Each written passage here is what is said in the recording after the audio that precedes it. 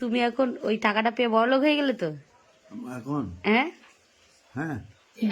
যে 500 টাকা চাইবে তাকে দিতে পারবে তো এখন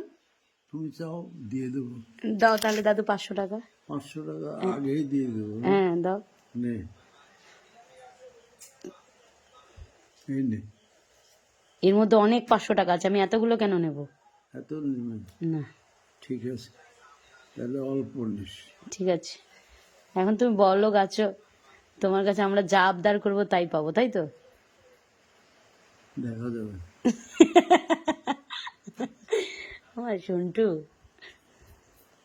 ঠিক আছে ওই যে আরতি কি বলছে সোনা বাবা বলছে আরতি আরো তো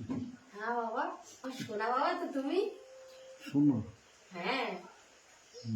আমার সোনা বাবা তুমি হুম অবশ্যই আদু হুম তাহলে ঠিক আছে ওকে এ জীবনে বাবা নেই অনেক ছোটবেলায় বাবাকে হারিয়েছিলাম তাই তোমাকে পেয়ে সেই অপূর্ণতাটা পূর্ণ হয়ে গেছে ও বাবা কি বলছে আরতি দাদু আরতি বলছে অপূর্ণ অপূর্ণ অবস্থায় ভালোই লাগে হুম বলছিল হুম আমি যে ওখানে যাইনি তো এখন যাওনি এখন ওখানে দাঁতেরই এটা